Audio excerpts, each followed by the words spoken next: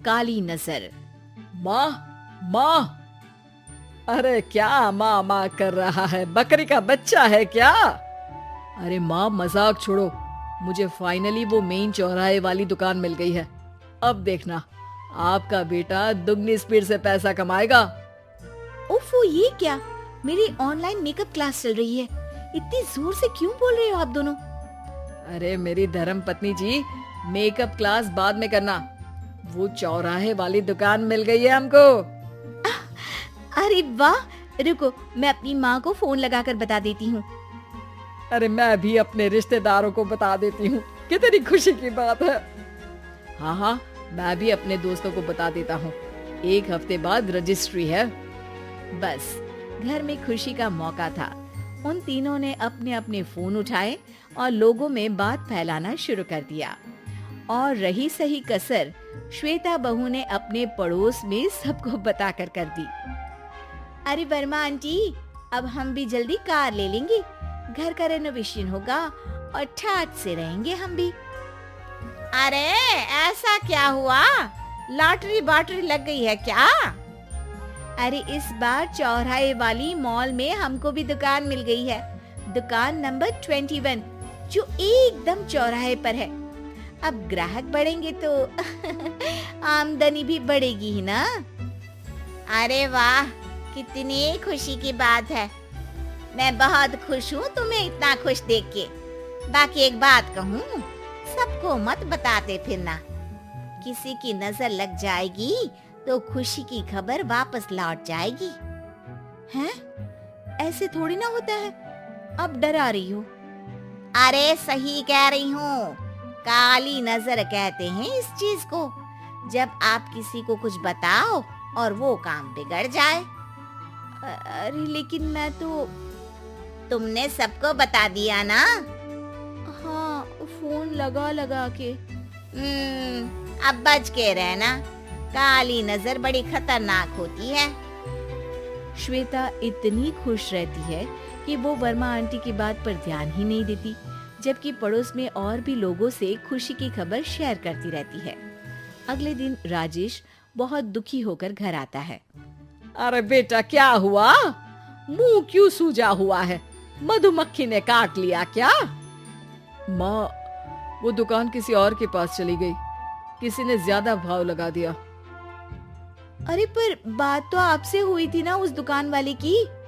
हाँ, आज मैं टोकन अमाउंट देने गया था, तब मुझे पता चला। कोई आकर सुबह मुझसे पहले ही ज्यादा अमाउंट दे गया। काली नजर। क्या क्या कहा? वर्मा आंटी ने समझाया था कि किसी को बताना मत, वरना काली नजर लग जाएगी।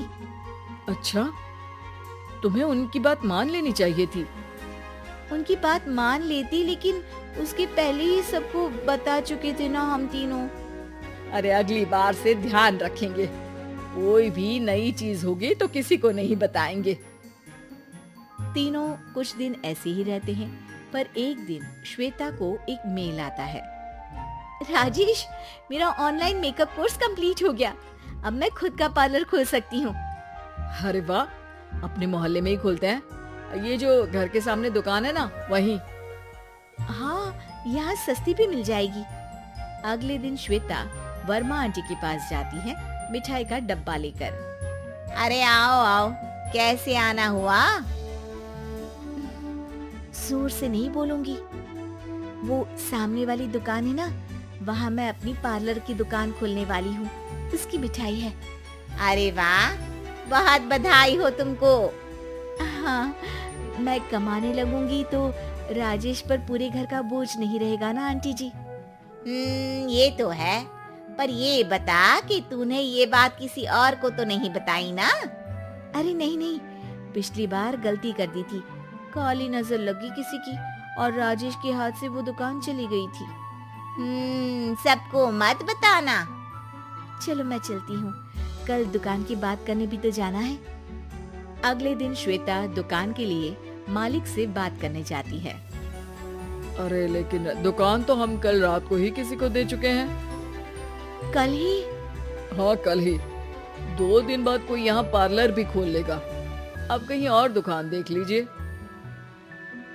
अरे पर हमको भी तो पार्लर ही खोलना था। हाँ भाई, एक ही दुकान है, आधी आधी तो नहीं दे सकता ना मैं। राजेश और श्वेता घर पर हताश होकर आ जाते हैं। इस बार तो किसी को बताया भी नहीं था, अब किसकी काली नजर लग सकती है? सुनो, तुमने माँ को बताया था क्या? अरे कैसी बात कर रही हो, माँ की नजर थोड़ी ना लगेगी। पक्का तुमने किसी को नहीं बताया था ना? सिर्फ वर्मा आंटी को बताया था, उन्होंने ही मुझे किसी को नहीं बताने को कहा। अरे यार, तुम भी सही हो, मेरी माँ को नहीं बताने को कह रही हो, पर वर्मा आंटी को बताना तुम्हें जरूरी लगा। अरे वर्मा आंटी ने ही तो काली नजर के बारे में बताया था ना, वो हमेशा हमारा भला ही तो चाहती है।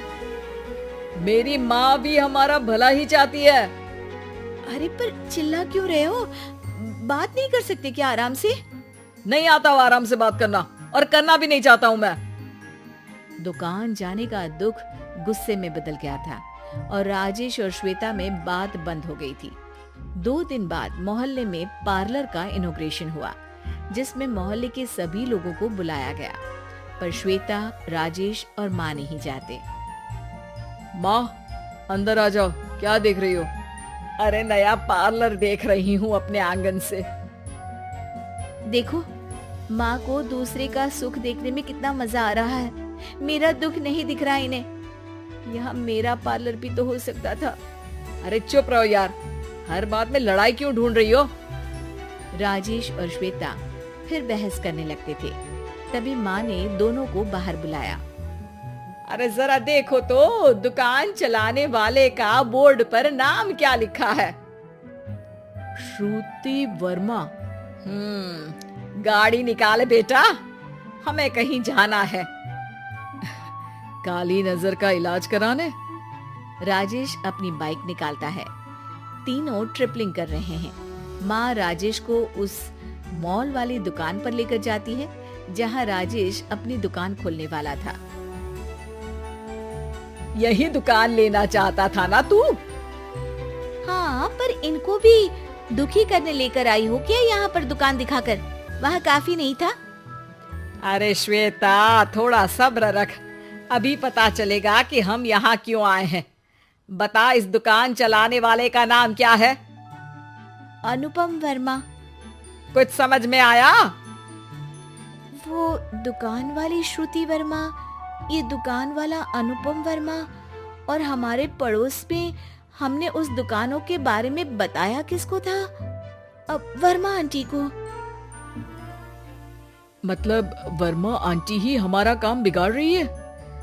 नहीं नहीं, ऐसा नहीं हो सकता, ये बस इत्तेफाक है। राजेश अपना फोन निकालता है और श्रुति वर्मा और अनुपम वर्मा के नाम फेसबुक पर सर्च करता है, जहां ये दोनों ही वर्मा आंटी के रिश्तेदार होते हैं। श्वेता को समझ में आ जाता है कि वर्मा आंटी की ही नजर काली नजर है। अब क्या करना है? कोई भी खुशी की खबर हो तो काली नजर से बचना है, यानी वर्मा आंटी से बचना है। अरे पर मुझे ये समझ में नहीं आया कि वो हमारे साथ ऐसा क्यों करेंगी।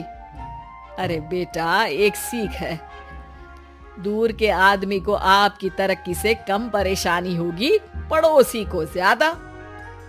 दोनों माँ की बात में हामी भरते हैं और अगला काम चुपचाप करने की कसम खाते हैं, ताकि आगे से वर्मा आंटी कोई काम ना बिगाड़ सके।